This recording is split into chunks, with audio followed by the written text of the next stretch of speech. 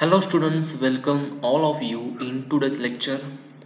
Students, in last lectures we have solved the problems on shear force and bending moment diagram, in which we have solved the shear force and bending moment for simply supported beam and cantilever beam. Now today we are going to solve the problems on overhanging beam. Okay, in front of you there is a problem. A simply supported beam ABC with the supported at A and B 6 meter apart with an overhanging BC 2 meter long carries a UDL of 15 kilonewton meter over AB and a point load of 30 kilonewton at C. Draw SFD and BMD. Okay, तर students हा असा एक problem दिलेला आहे. Simply supported ABC असा हा beam आहे, over hanging beam. तो सपोर्टेड आहे. सिम्पली सपोर्टेड कुठं आहे? ए आणि बी ला सिम्पली सपोर्टेड आहे. आता ओव्हर हँगिंग बीम म्हणजे काय आपण बघितलेलं आहे की थोडासा पोर्शन त्याचा ओव्हरहँग म्हणजे एक्सटेंड झालेला असतो. It is a combination of simply supported and cantilever beam. तुम्ही इथं बघू शकता. आता इथं बी सी पार्ट जो आहे तो थोडासा एक्सटेंड झाला, बी पासून थोडा एक्सटेंड झाला आहे. सम लेंथ आता टोटल इथं ए आणि बी 6 मीटर आहे. ओके, हा सिम्पली सपोर्टेड आपल्याला दिसतो आणि बी पासून 2 मीटर एवढा पार्ट काय झाला आहे? ओव्हरहँग झाला आहे, म्हणजे एक्सटेंड झाला आहे. आणि या टोटल आपण बीमला काय म्हणतो? त्यामुळं ओव्हरहँगिंग बीम. तर असा हा बीम आहे ओव्हरहँगिंग BC. म्हणजे BC हा पार्ट म्हणजे AB तुमचा 6 मीटर आहे आणि BC 2 मीटर आहे. हा ओव्हरहँग आहे. त्यानंतर त्याच्यावरती UDL आहे, UDL of 15 kilonewton per metre over AB. AB या लेंथ वरती 15 किलोन्यूटन पर मीटरचा हा UDL आहे. ओके, म्हणजे A आणि B एवढ्या स्पॅन वरती UDL आहे 15 kilonewton per metre. And a point load of 30 kilonewton at point C. C या पॉइंट वरती 30 किलोन्यूटनचा पॉइंट लोड आहे. तर आपल्याला SFD आणि BMD या बीमसाठी काढायचा आहे. ओके, तर असा हा प्रॉब्लेम आहे. ABC BC पार्ट ओव्हरहँगिंग आहे, AB असा हा सिम्पली सपोर्टेड आहे. आता A चा हा जो A इथं सपोर्ट आहे तो ॲज अ सिम्पली सपोर्टेड इथं फ्री एंड आहे आणि मधला जो आहे B सपोर्ट तो सिम्पली सपोर्टेड आपल्याला दिसतो, पण आता इथं ऍक्ट होत असताना इथं फिक्स्ड म्हणून ऍक्ट होतो. ओके, मग आता आपल्याला या पार्ट ह्याचा आपल्याला शियर फोर्स आणि बेंडिंग मोमेंट काढायचा आहे. क्रिटिकल पॉईंट कुठले आहेत? आता इथं ABC हे क्रिटिकल पॉईंट आहेत, म्हणजे इथं सपोर्ट आहेत आणि UDL पण स्टार्ट झाला इथं. तसं इथं पण सपोर्ट आहे, UDL एंड पण झाला आहे आणि इथं फ्री एंड आहे, तसंच पॉईंट लोड पण अप्लाय झाला आहे. म्हणजे असे 3 क्रिटिकल पॉईंट आहेत. या तिन्ही पॉईंटमधून काय करायचे? प्रोजेक्शन्स इथं ड्रॉ करून घ्यायचे खालीपर्यंत. एकाखाली एक असे काय होणार आहेत? आपल्या डायग्राम्स येणार आहे शियर फोर्स आणि बेंडिंग मोमेंट. आता इथं त्याच्या खाली एक डायग्राम काढले मी, या बीमचीच डायग्राम काढलेला आहे. फक्त आपण जो UDL आहे आता 15 किलोमीटर पर मीटरचा UDL आहे तो इथं कन्वर्ट केला आहे पॉईंट लोडमध्ये. ओके, AB स्पॅनवरती हा UDL आहे. आता UDL ची इंटेन्सिटी किती आहे? 15 किलोन्यूटन पर मीटर. ओके, किती स्पॅनवरती अप्लाय झाला आहे तो? 6 मीटर. म्हणून 15 × 6 किती होतं? 90 किलोन्यूटनचा UDL पॉईंट लोड तयार होतो. A आणि B च्या सेंटरला अप्लाय होतो. ओके, A आणि B च्या सेंटरला 90 किलोन्यूटनचा हा पॉईंट लोड इथं अप्लाय झाला आहे. A पासून 3 मीटर वरती आणि B पासून 3 मीटर म्हणजे ह्याच्या सेंटरला अप्लाय झाला. त्यानंतर जो आहे इथला पॉईंट लोड C वरती तो आहे तोच राहिला आहे. म्हणजे अशी एक डायग्राम झाली. ही डायग्राम सेम आहे, फक्त इथं आपण UDLचं पॉईंट लोडमध्ये कन्व्हर्जन केलेलं आहे. इथं आपल्याला रिएक्शन मिळेल RA, इथं B च्या ठिकाणी रिएक्शन मिळेल RB. ओके, तर आपण आता पहिल्यांदा या RA आणि RB ची व्हॅल्यू काढूया. RA ची व्हॅल्यू आणि RB ची व्हॅल्यू आपल्याला फाइंड आउट करायची आहे. म्हणजे हे रिएक्शन कॅल्क्युलेट करूया आपण. Second part is reaction calculation. आता हा बीम आहे. ओके, RA इथं एक फोर्स आहे 90 किलोमीटरचा डाऊनवर्ड डायरेक्शनचा, RB अपवर्ड आणि 30 चा डाऊनवर्ड, असे एकूण 4 फोर्सेस आहेत. ओके, व्हर्टिकल फोर्सेस आहेत. आता पहिल्यांदा आपण काय केलं? एक समेशन ऑफ F(y) म्हणजे इक्विलिब्रियम कंडिशन इथे अप्लाय केली. Summation of Fy = 0. त्यामध्ये आपण व्हर्टिकल फोर्सेसची बेरीज करतो. व्हर्टिकल फोर्स म्हणजे अपवर्ड जात असेल तर पॉझिटिव्ह येतो, डाऊनवर्ड जात असेल तर निगेटिव्ह येतो. ओके, तर आता ह्या डायग्राम मध्ये बघा कुठले कुठले. आता हा पहिला फोर्स आहे RA. ओके, अपवर्ड आहे त्यामुळे प्लस RA घेतला.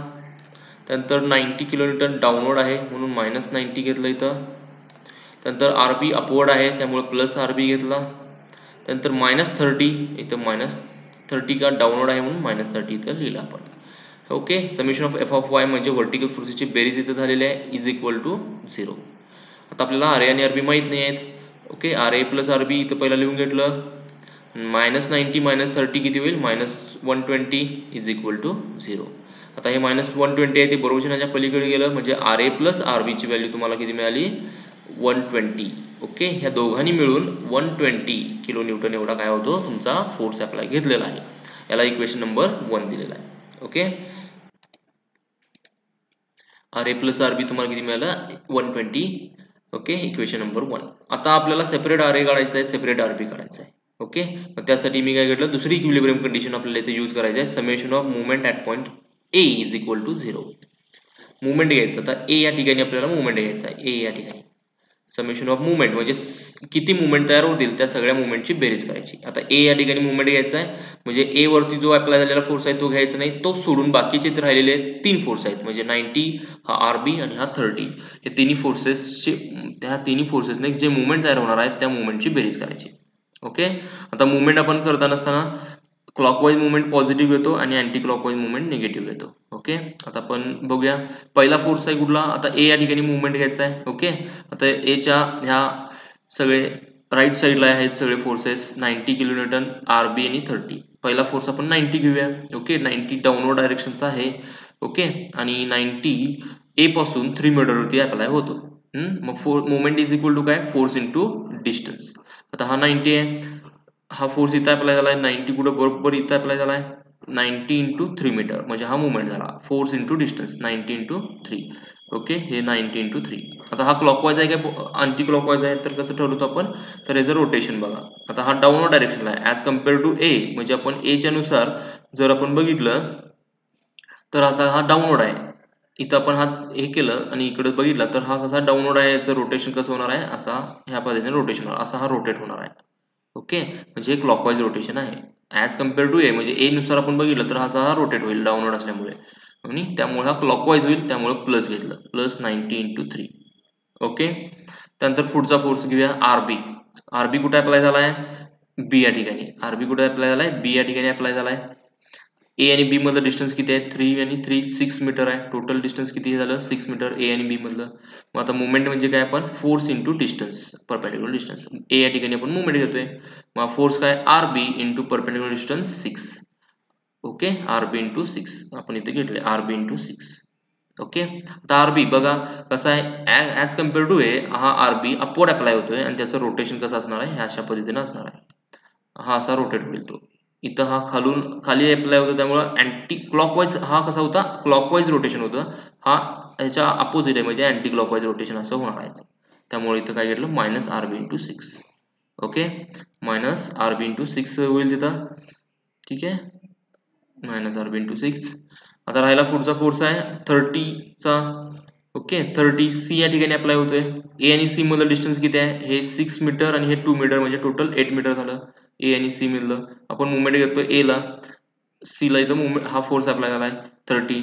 हा 30 इंटू परपेंडिक्युलर डिस्टन्स किती? 8. हा 30 इंटू 8. ओके, आणि हा कसा? पॉझिटिव्ह येणार का? तर हा क्लॉकवाईज आहे ॲज कम्पेअर टू ए. हा कसं होतो? डायरेक्शन याची रोटेट कसं होतो? अशा पद्धतीने रोटेट होणार आहे खाली. ओके, त्यामुळे हे क्लॉकवाईज असं रोटेट झाल्यामुळे इथं प्लस घेतलं. ओके, प्लस 30 इंटू 8 हा काय झाला? तुमचा मुवमेंट झाला. 30 एवढ्या फोर्समुळे होणारा मुवमेंट. बघा आपण तिन्ही फोर्स आहेत 90 इंटू 3, आर बी इंटू 6 आणि 30 इंटू 8. आणि त्याच्या क्लॉकवाईज आणि anti clockwise plus minus plus आपण घेतलं इज इक्वल टू 0. ओके, तिन्ही मुवमेंटची बेरीज केली इज इक्वल टू 0. आता हे आर बी इंटू 6 आहे मायनस 6 आर बी. आता 90 इंटू 7 आणि हे किती? 90 इंटू 7 किती झालं? 270 प्लस 270 मायनस 6 आर बी आणि 30 इंटू 8 किती? Plus 240. Okay, is equal to 0. आता मायनस 6 आर बी बरोबर चिन्हाच्या पलीकडे घ्या. हे 6 आर बी इथं आलं बरोबर चिन्हाच्या प्लस 6 आर बी झालं आणि 270 प्लस 240 510 झालं. ओके, म्हणजे 6 R B is equal to 510.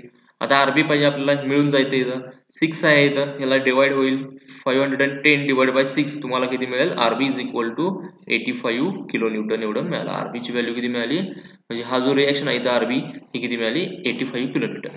आता ही जी व्हॅल्यू मिळाली आपल्याला इक्वेशन 1 मध्ये यूज करूया. RA प्लस RB आपल्याला मिळाली आहे 120 आहे. RB ची व्हॅल्यू मिळाली आहे 185. ही व्हॅल्यू आलेली आहे ती आपण इथे वापरूया RB च्या ठिकाणी. Use above value in equation number 1. RA plus 85 is equal to 120. RA plus 85 is equal to 120. RA is equal to, आता हे प्लस 85 आहे इकडे गेलं मायनस 85 झालं. RA is equal to काय झालं 120 मायनस 85. मग 120 वजा 85 किती झालं 35. RA is equal to किती मिळालं तुम्हाला 35 मिळाला. बघा इथं RA ची व्हॅल्यू मिळाली, RB ची व्हॅल्यू तुम्हाला इथं मिळालेली आहे. ओके, RA मिळाली तुम्हाला 35 किलो न्यूटन. ओके, आणि RB किती मिळालं तुम्हाला 85 किलो न्यूटन. ठीक आहे, म्हणजे रिएक्शन आपल्याला इथं मिळाले आहे. आता रिएक्शन मिळाल्या, आता आपण काय करूया शियर फोर्स कॅल्क्युलेट करायला घेऊया. ओके, नेक्स्ट आहे शियर फोर्स कॅल्क्युलेशन. ओके, आता शियर फोर्स कॅल्क्युलेट करायचं आहे आपल्याला. त्याच्या अगोदर आपल्याला जे क्रिटिकल पॉइंट आहे तिथं आपल्याला त्याचे लेफ्ट अँड राईट आपल्याला पॉइंट आपण काय करूया मार्क करून घेऊया. म्हणजे क्रिटिकल पॉइंट आपले जे आहेत A B C. आता हा A चा लेफ्ट सेक्शन हा इथे येणार, A चा राईट सेक्शन इथे येणार. म्हणजे आपल्याला इथं शियर फोर्स काढतो आपण. हा क्रिटिकल पॉइंट आहे, हा आपण तयार केलेला आहे त्यामुळे इथे घ्यायचं नाही. आता B क्रिटिकल पॉइंट आहे, त्याच्या B च्या लेफ्टला, B च्या राईटला. नंतर C चा लेफ्ट पॉइंट, C चा राईट पॉइंट. प्रत्येक पॉइंटच्या left right left right left right प्रत्येक ठिकाणी आपण सेक्शन कन्सिडर केला. ठीक आहे, आता या तिन्ही ठिकाणी आपल्याला शियर फोर्स काढायचा आहे. ठीक आहे, पहिला सेक्शन आहे shear force at point A, त्याचा लेफ्ट सेक्शन. ओके, A चा लेफ्ट म्हणजे इथं आला. ओके, लेफ्टला बघा आपली प्रोसिजर किंवा आपला रूल काय आहे, प्रत्येक ठिकाणी जायचं, त्याच्या लेफ्टला असेल राईटला असेल जायचं आणि लेफ्टला आपण बघतो आणि तिथले फोर्स कॅल्क्युलेट करतो. आता इथं जर बघितलं A च्या लेफ्टला आणि लेफ्टला बघितलं त्याच्या, तर इथं कुठलाही फोर्स नाही, त्यामुळे शियर फोर्स काय येतो इथं 0 येतो. म्हणजे A च्या लेफ्टला किती आला शियर फोर्स 0 आला. पुढं A चा राईट सेक्शन घेऊया आता. म्हणजे इथं A चा राईट आणि लेफ्टला बघा तर एक फोर्स आहे इथं अपवर्ड RA आहे. म्हणजे अपवर्ड RA म्हणजे काय येईल, अपवर्ड लेफ्टला जर अपवर्ड असेल फोर्स तर पॉझिटिव्ह येतो म्हणून प्लस RA येईल. म्हणजे A च्या लेफ्ट राईटला किती येईल प्लस RA. म्हणून इथं shear force at A right section is equal to plus RA मिळाला आपल्याला. ओके, प्लस RA इथं. मग RA ची व्हॅल्यू किती आहे 35 किलो न्यूटन. त्यामुळे इथं आलं म्हणजे शियर फोर्स ऍट A च्या राईटला किती मिळाला 35 किलो न्यूटन. ठीक आहे, इथला झाला. आता पुढचा पॉइंट आपण जाऊया B पॉइंट आहे त्याच्या लेफ्टला. म्हणजे इथं आपण मार्किंग केलेलं आहे, या ठिकाणी केलं B च्या लेफ्टला. पुन्हा एकदा लेफ्टला बघा किती फोर्स आहेत A आणि हा RA आणि हा 90. ओके, आता यांची बेरीज करूया. जर लेफ्टला अपवर्ड फोर्स असेल तर पॉझिटिव्ह घेतो आणि डाऊनवर्ड फोर्स असेल तर निगेटिव्ह घेतो. म्हणून इथं काय येईल B च्या लेफ्टला plus RA minus 90. Okay, shear force at point B left section plus RA minus 90.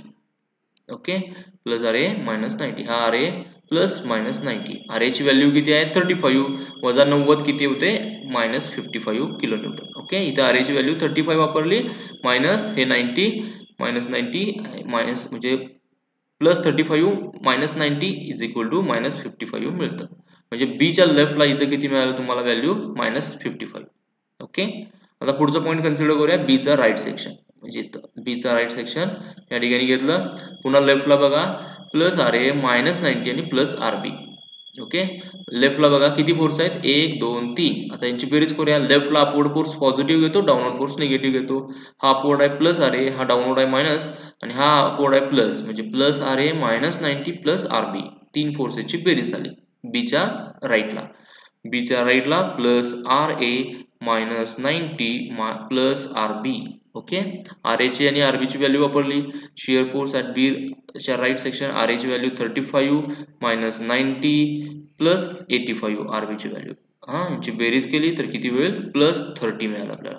म्हणजे B च्या राईटला किती मिळाली व्हॅल्यू प्लस 30 पॉझिटिव्ह 30 मिळाली. ओके, आता आपण पुढचा पॉइंट घेऊया. हे झालं B चा राईट सेक्शन झालं. ओके, आता पुढचा शेवटचा राहिला पॉइंट C सेक्शन, त्याचा लेफ्ट सेक्शन घेऊया. C चा लेफ्ट पॉइंट. C चा लेफ्ट कुठं आहे इथं आहे. ओके, C चा लेफ्ट सेक्शन इथं आहे. पुन्हा इकडे बघा plus RA minus 90 plus RB. Left section बघा आणि लेफ्टला बघा किती फोर्स आहेत 3 आहेत. तिन्ही फोर्सेसची बेरीज. अपवर्ड आहे प्लस मायनस 90, डाऊनवर्ड आहे प्लस RB, अपवर्ड आहे म्हणजे plus RA minus 90 plus RB. म्हणजे जे आहे तिथं B च्या राईटला जे होतं तेच सगळं सेम राहिलं. Plus R A minus 90 plus R B आणि व्हॅल्यू तीच येणार आहे प्लस 30 किलोमीटर. सीच्या लेफ्टला पण किती राहिलं तेवढंच राहिलं प्लस 30. ओके. आता सीचा राईट सेक्शन इथं आला, सीचा राईट. ओके. सीच्या राईटला आता बघूया shear force at point C right section इथं plus R A minus 90 plus R B minus 30. Okay. बघा किती फोर्स आहेत सीच्या राईट बघितला तर किती फोर्स आहेत 1 2 3 4 4 फोर्स आहेत बरोबर आहे. तर चारही फोर्सची बेरीज करायची. Upward force positive, downward force negative. बघा आता हा अपवर्ड आहे प्लस आर ए, डाऊनवर्ड आहे मायनस 90, अपवर्ड आहे प्लस आर बी, डाऊनवर्ड आहे मायनस 30. ओके. त्या पद्धतीने लिहिलं. प्लस आर ए अपवर्ड आहे, 90 मायनस आहे कारण डाऊनवर्ड आहे, आर बी अपवर्ड आहे प्लस आर बी, 30 डाऊनवर्ड आहे मायनस 30. ओके. याची व्हॅल्यू लिहूया.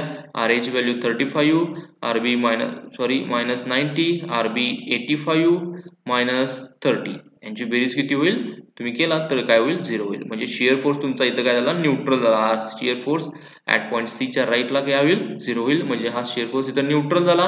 म्हणजे काय होईल इथं तुमचा शिअर फोर्सचे कॅल्क्युलेशन आहे ते बरोबर आहे ज्यावेळी असं 0 येईल त्यावेळी. ओके. ते तुमचं शिअर फोर्सचं कॅल्क्युलेशन इथं संपतं. आता ह्या शिअर फोर्सच्या कॅल्क्युलेशन नुसार आपण डायग्राम याची काढूया. ओके. आता ही डायग्राम आपण बघूया. आता शिअर फोर्स डायग्राम आता आपल्याला ह्या व्हॅल्यू मिळाल्यात. ए च्या लेफ्टला 0, ए च्या राईटला प्लस 35, बी च्या लेफ्टला मायनस 55, बी च्या राईटला इथे बी च्या राईटला मिळाले 30, सी च्या लेफ्टला पण 30 आणि सी च्या राईटला किती मिळालं 0 मिळालं. आता ह्या व्हॅल्यू आहेत त्या व्हॅल्यू आपण काय करायचं लोकेट करूया. ओके.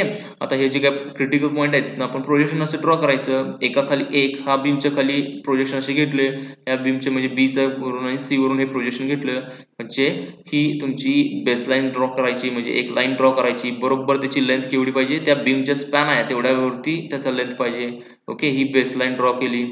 ओके. ही ब्ल्यू लाईन तुम्हाला दिसते बेसलाईन आहे. त्यानंतर आता काय करायचं ए च्या लेफ्टला किती आहे 0 आहे. म्हणजे ए चा जो काय प्रोजेक्शन आहे त्या पॉईंटवर जायचं.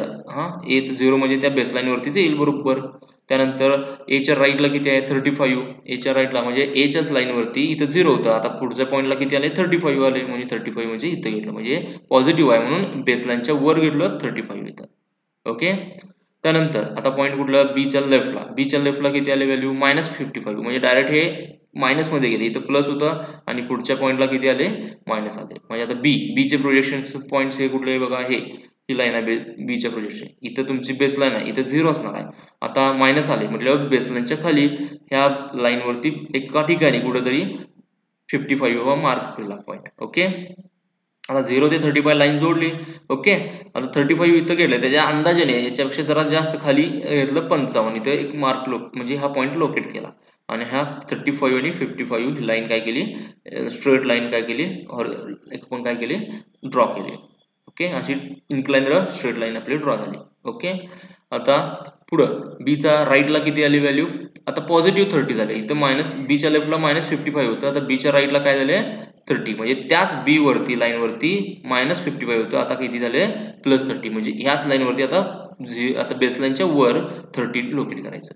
ओके. इथं 35 आहे 35 च्या खाली 30 येणार कारण 30 कमी आहे 35 पेक्षा म्हणून इथं याच्यापेक्षा थोडंसं खाली घेतलं 30 घेतलं. ओके. बी च्या राईटला किती आले व्हॅल्यू 30. त्यानंतर आता सी चा लेफ्ट किती आले बघा सी च्या लेफ्टला पण किती आले व्हॅल्यू 30 आले. म्हणजे सी चा हे प्रोजेक्शन लाईन आहे त्याच्या पॉईंट वरती 0 च्या वर म्हणजे पॉझिटिव्ह आहे त्यामुळे ह्या बेसलाईनच्या वर 30.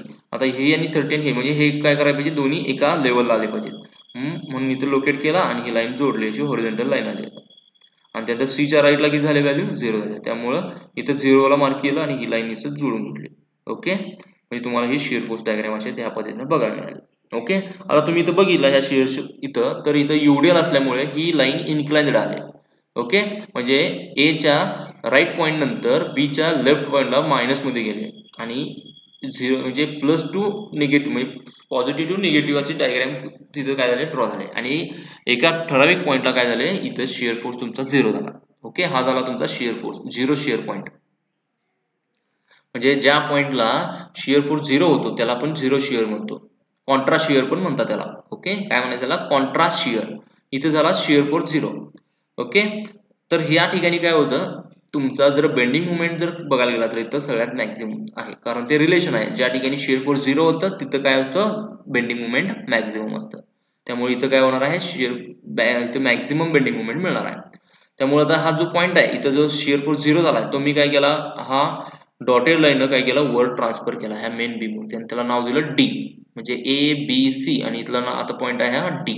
ओके, हा मी पॉईंट काय केला, मेन बीम वरती ट्रान्सफर करून घेतलाय, कारण आपल्याला इथं काय करायचं आहे, शिअर फोर्स 0 झाला आहे तिथं आपल्याला बेंडिंग मुवमेंट काढायचं आहे, कारण ते आपल्याला इथं मॅक्झिमम बेंडिंग मुवमेंट मिळणार आहे. ओके, तर इथं शिअर फोर्स तुमचा काय झाला, 0 झाला. ही तुम्ही डायग्राम झाली शिअर फोर्स डायग्राम. ओके, ठीक आहे. आता इथनं पुढे आपण काय करूया, बेंडिंग मुवमेंट कॅल्क्युलेट करायला घेऊया. ठीक आहे,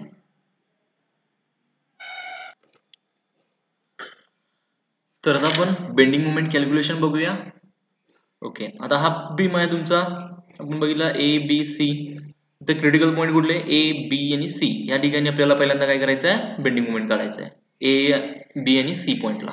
ठीक आहे, आता ए बी, आता हा बीम आहे, ए पॉईंट आहे, तर हा सिम्पली सपोर्टेडचा किंवा ह्या पूर्ण बीमचा हा एंड पॉईंट आहे. ठीक आहे, म्हणजे हा सिम्पली सपोर्टचा एक एंड पॉईंट झाल्यामुळे इथं तुमचं बेंडिंग मुवमेंट काय येतं, 0 येतं. ओके, त्यामुळे इथं लिहिलं बेंडिंग मुवमेंट ॲट पॉईंट ए 0. ठीक आहे, बेंडिंग मुवमेंट ॲट पॉईंट ए 0 झालं का, तर इथं सिम्पली सपोर्टेडचा एंड पॉईंट आहे.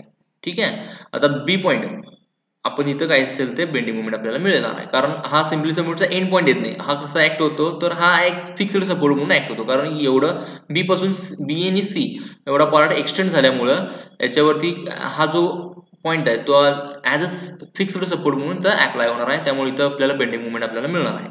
त्याच्या अगोदर आपण काय करूया, सीचा आता हा जो बघितला तर इथं फ्री एंड आहे. ओके, इथं सपोर्ट नाही आहे कुठला, फ्री एंड आहे. मग आपल्याला माहिती आहे कॅन्टिलिव्हरचा फ्री एंडला आपण काय करतो, बेंडिंग मुवमेंट 0 घेतो. त्यामुळे bending movement at point C ला पण काय झालं, 0 झालेला आहे. हा म्हणजे ह्या पॉईंट मध्ये तर हा बेंडिंग मुवमेंट एकदम सोपा आहे. बघा ह्याच्यात ए आणि बी, आता total A B C point आहेत. ए एक एंड असल्यामुळे सिम्पली सपोर्टचा इथं 0 आलं, सी फ्री एंड असल्यामुळे इथं 0 आलं. आता राहिला कुठला पॉईंट, तर बी. बरोबर आहे, बी पॉईंट राहिला, तर बेंडिंग मुवमेंट ऍट पॉईंट बी काढायचं. आता बेंडिंग मुवमेंट बी करताना तुम्ही इकडचा पोर्शन सिलेक्ट करा किंवा इकडचा पोर्शन सिलेक्ट करा, दोन्ही पैकी कुठला तर घ्या. ओके, आता इकडे दोन फोर्स आहेत म्हणजे इकडे कॅल्क्युलेशन जास्त लागणार, त्यामुळे हा आपण घ्यायचा नाही. दुसरा कुठला आपण घेऊया, तर हा राईट सेक्शन घेऊया, हा म्हणजे राईट साईड घेऊया. तर इथे एकच फोर्स आहे, हा आणि कॅन्टिलिव्हर आहे आणि डाऊनवर्ड फोर्स आहे. आता इथे डाऊनवर्ड फोर्स असेल तर बेंडिंग मुवमेंट आपण काय करतो, निगेटिव्ह घेतो. तर -30 इंटू डिस्टन्स किती, बी आणि सी मधलं 2 मीटर, आपण मुवमेंट कुठे घेतोय, बी ला. ओके, 30 इंटू 2, बी आणि सी मधलं डिस्टन्स 2 आहे म्हणजे 30 इंटू 2 आणि हे डाऊनवर्ड असल्यामुळे -30 इंटू 2 मिळालं आपल्याला. बेंडिंग मुवमेंट ऍट पॉईंट बी किती मिळालं, -30 इंटू 2 म्हणजे किती आलं, -60 किलो न्यूटन मीटर आलं. ओके, ए ला 0 मिळालं, सी ला 0 मिळालं आणि बी ला किती मिळालं, -60 इंटू 2 मिळालं. ओके, इथं बेंडिंग मुवमेंट तुमचं झालं. ठीक आहे, आता एवढ्यावरच थांबायची आपल्याला. आता आपण डायग्राम काढून घेऊया. ओके, कारण आता इथं तो डायग्राम काढून आपल्याला कळेल की पुढे आणि कुठं आपल्याला बेंडिंग मुवमेंट काढायला लागणार आहे. ओके, आता आपण बेंडिंग मुवमेंट डायग्राम काढूया. आता बेंडिंग मुवमेंट डायग्राम काढल्यावर आपल्याला कळेल मॅक्झिमम मुवमेंट येईल का नाही ते बघूया. ठीक आहे, आता बेंडिंग मुवमेंट डायग्राम बघा, आपल्याला व्हॅल्यू मिळालेल्या bending movement at point A 0, बी आणि सी.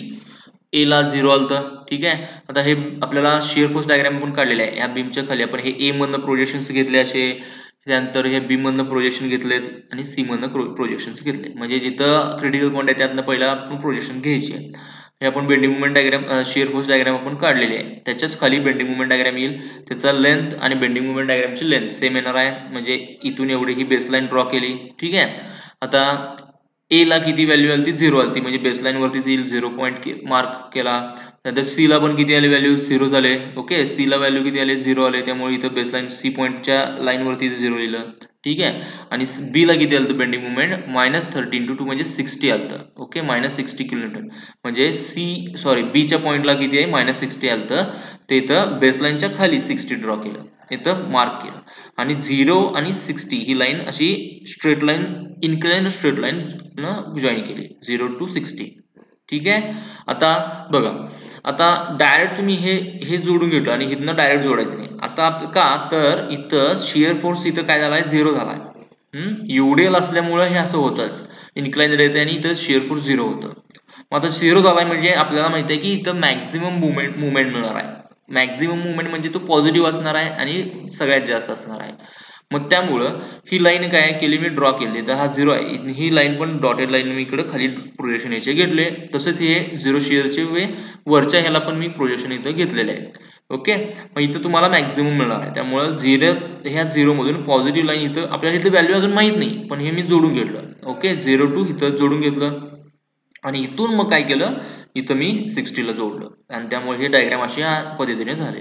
म्हणजे हे 0 ला 60 आणि इथनं 0 न इथं मॅक्झिमम मुवमेंट येणार आहे, इथं जोडून घेतलं आणि इथून काय केलं 60 ला खाली इथं जोडलं. ओके, म्हणजे डायग्राम बघा कशी बेंडिंग मुवमेंट झाले. हे 0 टू पॉझिटिव्ह झाली, इथनं पॉझिटिव्ह मधनं इकडं काय गेले निगेटिव्हला आले. म्हणजे इथं बेंडिंग मुवमेंट काय झालं, चेंज झालेलं आहे पॉझिटिव्ह टू निगेटिव्ह. आणि ह्या ठिकाणी काय झालं, इथं तुमचं बेंडिंग मुवमेंट इथं 0 होतं आणि हा पॉईंट म्हणजे पॉईंट ऑफ कॉन्ट्राफ्लेक्चर असतो. तो आपण बघूया पुढं. पहिल्यांदा आपल्याला काय करायचं आहे, इथं मॅक्झिमम व्हॅल्यू किती येणार आहे बेंडिंग मुवमेंटची ती आपल्याला काढायचं आहे. ही व्हॅल्यू आपल्याला माहित नाही, हे आपण ड्रॉ केले मात्र. ओके, अंदाजे आपण ड्रॉ केले, हे आपण ड्रॉ केले, इथं व्हॅल्यू लिहिलं, सॉरी इथं आपण पॉईंट मार्क केला आणि डायग्राम काढून इथनं हे जॉईन केली. ही आपल्याला एक टेंटेटिव्ह डायग्राम म्हणजे मिळाली. आता इथं फक्त इथली व्हॅल्यू लिहिली की तुमची बेंडिंग मुवमेंट डायग्राम इथं कम्प्लीट होणार आहे. आता इथला पॉईंट तुम्हाला इथली व्हॅल्यू तुम्हाला काढायला पाहिजे. ओके, म्हणजे इथं शिअर फोर्स 0 झालाय, हे 0 झालेला हे डिस्टन्स जर माहित असेल आपल्याला, ऍक्च्युअल डिस्टन्स कुठं 0 झाला हे जर माहित असेल तर आपल्याला बेंडिंग मुवमेंट इथं काढता येतो. त्यामुळे मी काय केलं, ही जी काय लाईन आहे ही लाईन मी वर प्रोजेक्शन याचे घेतले, म्हणजे मेन बीम वरती घेतलं. ठीक आहे, इथं मी घेतलं.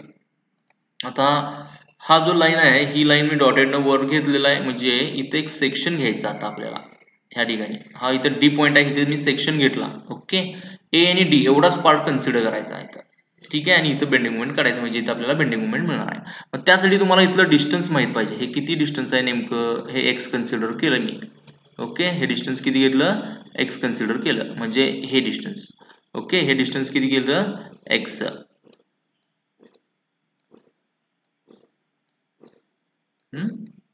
ठीक आहे, हे डिस्टन्स आपल्याला काढून घ्यायचं आहे. म्हणजे इथं आपल्याला बेंडिंग मुवमेंट काढायचं झालं तर हे डिस्टन्स जर माहित असेल तर आपल्याला इथं बेंडिंग मुवमेंट काढू शकतो. मग आपल्याला हे डिस्टन्सच माहित नाही, म्हणजे शिअर फोर्स ऍक्च्युअली कुठं 0 झालाय ते आपल्याला माहित नाही. ठीक आहे, मग आपल्याला हे डिस्टन्स काढून घ्यायला लागणार आहे. मग त्यासाठी आपल्याला काय करायचं आहे, ही पुढची प्रोसिजर आहे ती करायची आहे. To calculate maximum bending movement at 0 shear point, maximum bending movement will occur. आता त्यासाठी काय केलं, हा जो पार्ट आहे एवढाच मी कट करून घेतला, म्हणजे बेंडिंग मुवमेंट तुमचं 0 झाला इथं. मग इथं दोन ट्रायंगल तुम्हाला दिसत आहेत बघा, हा एक ट्रायंगल आहे आणि हा एक ट्रायंगल आहे.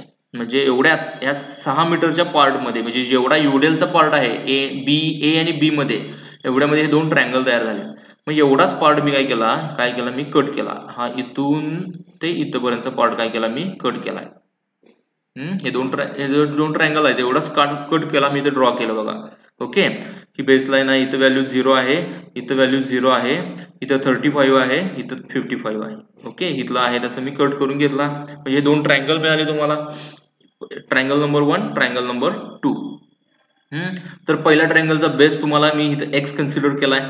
इथून ए पासून हे 0 झालेला पॉईंट आहे, त्यातलं डिस्टन्स मी किती घेतले, एक्स घेतले. हे एक्स कन्सिडर केलंय. आता राहिलं हे, हा पहिला ट्रायंगलचा बेस झाला, बेस म्हणजे त्याचा, ओके, त्याचा पाया, हा जो का ट्रायंगलचा आहे तो बेस आहे तो एक्स, आणि त्याची हाईट किती आहे 35 आहे. ट्रायंगलची हाईट किती आहे 35.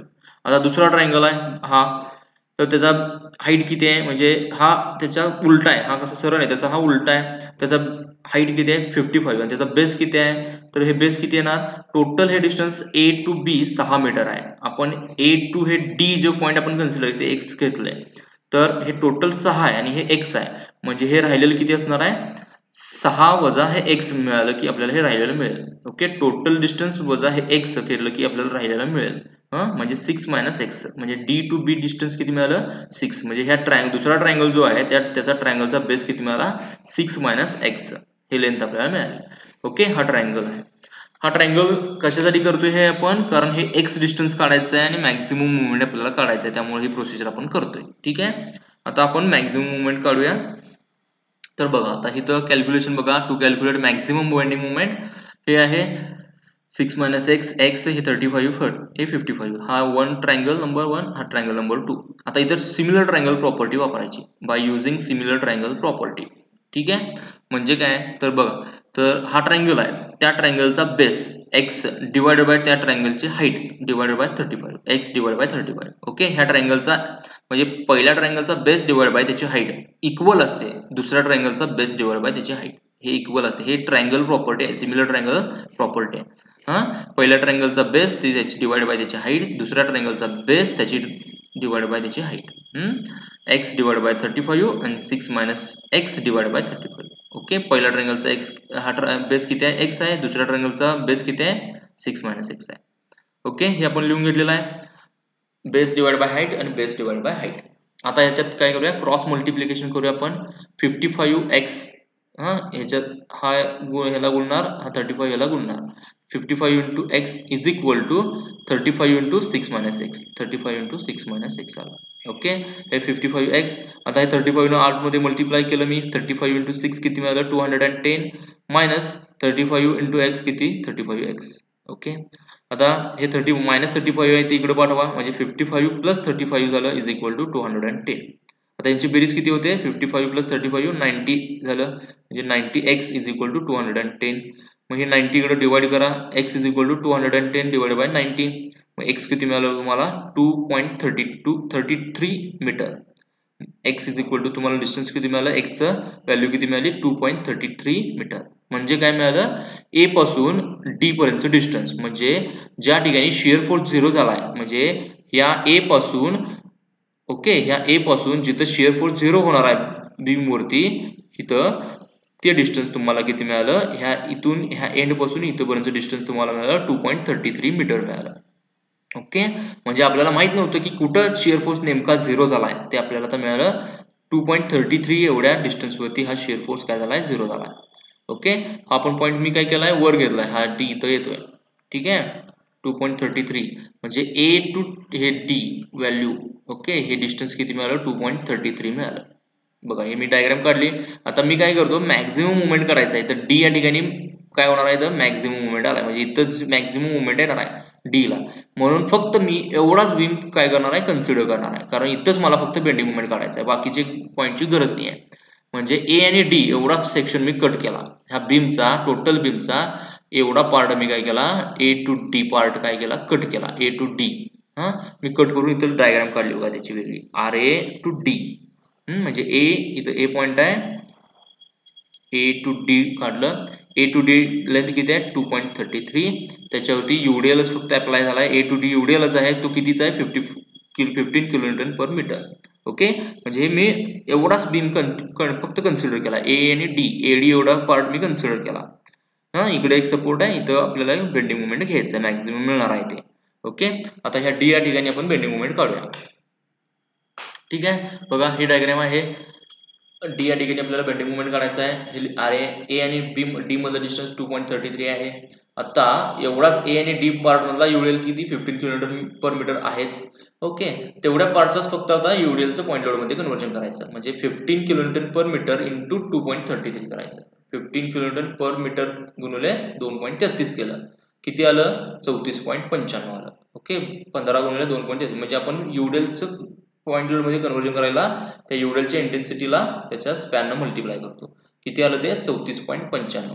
ओके, आता त्याच्या सेंटरला 2.33 च्या सेंटरला ते अप्लाय होईल, म्हणजे a पासून 1.165 म्हणजे 1.165 मीटर आणि d पासून 1.165 मीटर वरती अप्लाय झालं, म्हणजे त्याच्या सेंटरला. ओके, आता d या ठिकाणी बेंडिंग मुवमेंट आपण घेऊया, bending movement at point d. Okay, bending movement at point d. पहिला फोर्स इथं घ्यायचा आपल्याला, बेंडिंग मुवमेंट इथं घ्यायचा आहे d ला. ओके, फोर्स पहिला RA. ओके, आणि दुसरा फोर्स आहे 34.95 34.95. हे दोन फोर्स आहेत, त्यांचे मुवमेंटची बेरीज करायची. पहिला फोर्स RA इंटू a आणि d मधलं डिस्टन्स किती आहे 2.33, म्हणून प्लस RA. आता प्लस अपवर्ड आहे, बेंडिंग मुवमेंट करत असताना अपवर्ड फोर्स पॉझिटिव्ह घ्यायचा, plus RA into 2.33, plus RA into 2.33. आणि दुसरा फोर्स कुठला आहे, मायनस येणार का, डाऊनवर्ड आहे, मायनस 34.95 आणि याच्यामधलं डिस्टन्स किती आहे 1.165, म्हणून minus 34.95 into 1.165. Okay, plus RA into a to d distance 2.33 minus 34.95 minus 34 into 1.165. Okay, ह्या दोन्ही फोर्सने हे केलं. आता 35 ची व्हॅल्यू 35 घातलं आणि कॅल्क्युलेशन किती येतं bending moment at point D ला 40.83 एवढं काय ना तुमचं बेंडिंग मोमेंट येईल 40.83. हे झालं कुठलं बेंडिंग मोमेंट डी या ठिकाणी. डी पॉईंट म्हणजे कुठला इथला पॉईंट. डी पॉईंट म्हणजे इथं म्हणजे कुठे येणार तो इथं शिअर फोर्स जो तुमचा 0 झाला आणि इथं तुमचं बेंडिंग मोमेंट मॅक्झिमम 40.83 म्हणून हे 0 आपण डायग्राम पहिल्यांदा काढली इथली व्हॅल्यू फक्त आपण लिहिली आता 40.83. ओके इथं तुमची बेंडिंग मोमेंट डायग्राम इथं ओव्हर होते. अजून थोडासा इथं पार्ट शिल्लक आहे. ओके ओके तर आपण bending moment diagram maximum bending moment काढलेला आहे. ही डायग्राम तुम्हाला मिळाली अशी हे तुमचं बेंडिंग मोमेंट टोटल झालं. आता या ठिकाणी पॉईंट ऑफ कॉन्ट्राफ्लेक्चर मिळालंय. ठीक आहे म्हणजे काय जिथं शिअर फोर्स जसा इथं शिअर फोर्स 0 झाला त्याला आपण पॉईंट ऑफ कॉन्ट्रा शिअर म्हणतो किंवा 0 शिअर पॉईंट म्हणतो. जसं बेंडिंग मोमेंट ज्या ठिकाणी 0 होतं तिथं पॉईंट ऑफ कॉन्ट्राफ्लेक्चर मिळतो आपला. हा पॉईंट ऑफ कॉन्ट्राफ्लेक्चर आहे. ओके ही डायग्राम तुम्हाला मिळाली म्हणजे इथं bending moment positive to negative गेलेला आहे म्हणजे त्याच्या it changes it sign from positive to negative and at that point the bending moment is 0 that point is known as point of contraflexure. इथं आपल्याला पॉईंट ऑफ कॉन्ट्राफ्लेक्चर मिळाला. तर याचं location आपल्याला फाइंड आउट करायला लागतो. ओके हे गरजेचं असतं. जिथं पॉईंट ऑफ कॉन्ट्राफ्लेक्चर म्हणजे जिथं बेंडिंग मोमेंट 0 झालेला आहे ते ऍक्च्युअली कुठं झालेलं आहे 0 ते आपल्याला काढायला लागतं. पॉईंट ऑफ कॉन्ट्राफ्लेक्चरचं लोकेशन. ओके म्हणजे एवढा पार्ट तुमचा इथे जरा थोडा एक्सटेंड जास्त झालेला आहे म्हणजे ह्या प्रॉब्लेमसाठी. ओके पॉईंट ऑफ कॉन्ट्राफ्लेक्चर इथं काढायचं आहे. हे फक्त कधी मिळतं जास्तीत जास्त म्हणजे ओव्हरहँगिंग टाईपच्या बीमच्या ह्याच्या प्रॉब्लेममध्ये हे पॉईंट ऑफ कॉन्ट्राफ्लेक्चर आपल्याला मिळतं. ठीक आहे आता हा पॉईंट जिथं तयार झालेला आहे त्याचं लोकेशन आपल्याला फाइंड आउट करायचं आहे. म्हणून काय केलं हे पॉईंट ऑफ कॉन्ट्राफ्लेक्चर मी वर इथं ट्रान्सफर केलंय म्हणजे तुम्ही बघू शकता इथं हा व्हॅल्यू आहे इथं ए इथं येईल आणि इथलं मी व्हॅल्यू दिलं ह्याला काय नाव दिलं ई पॉईंट देऊया ह्याला. Okay A to E distance. आता बघा हे ई आहे इथं नाव ई आहे ए. आता हा ए पॉईंट आहे आणि इथं जो तयार झालेला आहे त्याला आपण नाव देऊया नवीन ई. आता याचं जे काही पॉईंट्स ह्याचे काही प्रोजेक्शन्स आहेत हे असे वर इथं ड्रॉ करून घ्यायचे वर न्यायचे इथं. ओके म्हणजे ए टू ई म्हणजे ह्या ठिकाणी तुम्हाला काय करायचं आहे ई या ठिकाणी तुमचं काय होणार आहे एवढं डिस्टन्स ए टू ई हे जे काय डिस्टन्स असणार आहे ते डिस्टन्स म्हणजे तुमचं लोकेशन झालं त्या ह्याला जिथं पॉईंट ऑफ कॉन्ट्राफ्लेक्चर जिथं तयार झाला आहे त्याचं लोकेशन झालं. हा पॉईंट आहे तुमचा ई पॉईंट आहे. ठीक आहे मग ए टू ई आपल्याला माहित आहे म्हणजे इथं 0 झालं बेंडिंग मोमेंट इथं हे मी प्रोजेक्शन इथं वर घेतले आणि ए टू ई डिस्टन्स म्हणजे हे तुम्ही समजा मी कन्सिडर केलं वाय एवढं कन्सिडर केलं हे डिस्टन्स. ओके तर हे डिस्टन्स मला काढायचं आहे. ए टू ई डिस्टन्स मला मी काढलं की मला काय मिळेल लोकेशन मिळेल पॉईंट ऑफ कॉन्ट्राफ्लेक्चर कुठं तयार झालाय ते. ओके नेमकं पॉईंट ऑफ कॉन्ट्राफ्लेक्चर कुठं तयार झालाय हे लोकेशन मला मिळेल कधी ज्यावेळी हे वाय एवढं डिस्टन्स मी काढेल त्यावेळी. ओके हे कळालं ना कसं आलं. हा पॉईंट जो आहे जिथं पॉईंट ऑफ कॉन्ट्राफ्लेक्चर तयार झाला म्हणजे इथं बेंडिंग मोमेंट 0 झालंय हा पॉईंट मी काय केला प्रोजेक्शन ह्याचे वर घेतले असे. ओके आणि हे डिस्टन्स मला काय करायचं आहे काढायचं आहे. मग आता त्यासाठी मी काय करणार एवढाच बीम काय करणार आता इथं कट करणार आहे आणि परत. ठीक आहे म्हणजे मगाशी कसं कळलं एवढा ए आणि डी मधला कसं कट केलता इथं तसा ए आणि ई मधला हा एवढा पार्ट की काय करणार आहे आता कट करून घेणार ए आणि ई आणि हे वाय हे डिस्टन्स मला काढायचं आहे. ठीक आहे इथं सुद्धा मला आता बेंडिंग मोमेंट घ्यायला लागणार आहे. ठीक आहे बघा आता करूया ए आणि ई एवढा मी बीम कट केला. बघा ए आणि ई एवढा बीम काय केला मी कट करून घेतला.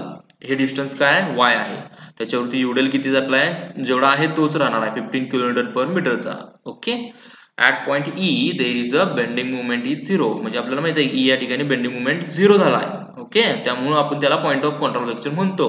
मात्र हे डिस्टन्स आपल्याला काढायचं आहे that is it is a contraflexure point. मग आता बघा 15 याच्यावरती जो युडेल आहे आपल्याला हे वाय हे डिस्टन्स काढायचं आहे त्यासाठी आता प्रोसिजर करायची पुढची. आता हे एवढा ह्याच्यावरती युडेल किती आहे 15 kN/मीटर किती स्पॅन वरती आहे तो वाय. मग आता याचं युडेलचं पॉईंट आउट मध्ये कन्व्हर्जन करणे गरजेचं आहे त्यामुळे मी काय केलं 15 इंटू त्याच्या स्पॅनला मल्टिप्लाय केलं म्हणजे 15 वाय झालं. बघा 15 वाय हा पॉईंट लोड तयार झाला आणि ए आणि ईच्या सेंटरला म्हणजे काय वाय एवढ्या वायच्या डिस्टन्सच्या सेंटर म्हणजे y/2 ए पासून y/2 आणि ई पासून y/2 वरती तो 15 इंटू वाय हा पॉईंट लोड तयार झाला. ओके वायची व्हॅल्यू माहिती आहे का आपल्याला नाही माहित. हा 15 वाय इथं अप्लाय झाला ए आणि ईच्या सेंटरला y/2 एवढ्या डिस्टन्स वरती. आता बेंडिंग मोमेंट किती आहे, कुठे घ्यायचं आहे आपल्याला, ई या ठिकाणी बेंडिंग मोमेंट घेऊया. का घेतोय आपण, सगळं करतोय हे आपल्याला हे y ची व्हॅल्यू काढायची. ठीक आहे, आता मी काय करतो, bending moment at point E घेतो. ठीक आहे, bending moment at point E या ठिकाणी बेंडिंग मोमेंट मला घ्यायचं आता. Okay, bending moment at point E is equal to, आता इकडचे फोर्स कुठले बघा, एक फोर्स आहे आर ए आणि दुसरा फोर्स आहे 15y. हा, ए आणि ई मधलं डिस्टन्स किती आहे, टोटल y आहे, आणि 15y आणि ई मधलं डिस्टन्स किती आहे, तर y/2. तर पहिला फोर्स घेऊया, अपवर्ड येणार, कारण फोर्स सॉरी अपवर्ड आहे त्यामुळे पॉझिटिव्ह येणार, प्लस आर ए इंटू वाय, प्लस आर ए इंटू वाय झालं. हा एक मुवमेंट झाला. दुसरा मुवमेंट कुठला येणार, 15y मुळे 15y इंटू y/2, आणि हा डाऊनवर्ड आहे म्हणून minus 15y into y/2, minus 15y into y/2. इथं मायनस लिहिलंय, मायनस 15 इंटू y/2. आता y तुम्हाला माहिती आहे काय, नाही माहिती. ओके, हा आर ए ची व्हॅल्यू इथे किती आहे, 35, म्हणजे 35y झालं हे. Bending movement at point E काढतोय आपण. आर ए ची व्हॅल्यू 35, हे 35y झालं, हे मायनस, आता हे 15 डिवाइडेड बाय 2 म्हणजे 7.5, आणि y इंटू वाय किती झालं, y² झालं, म्हणजे 7.5 इंटू y². ओके, म्हणजे bending movement at point E तुम्हाला किती मिळालं, bending movement at point E किती मिळालं तुम्हाला, 35y मायनस 7.5 इंटू y². आता इथं y तुम्हाला माहिती आहे का, नाही माहिती, त्यामुळे हे इक्वेशन मिळालं तुम्हाला. तसं y ची व्हॅल्यू तर तुम्हाला माहित नाही, त्यामुळे ते एक इक्वेशन मिळालं, 35y मायनस 7.5 इंटू y². याला मी इक्वेशन नाव दिलं ए.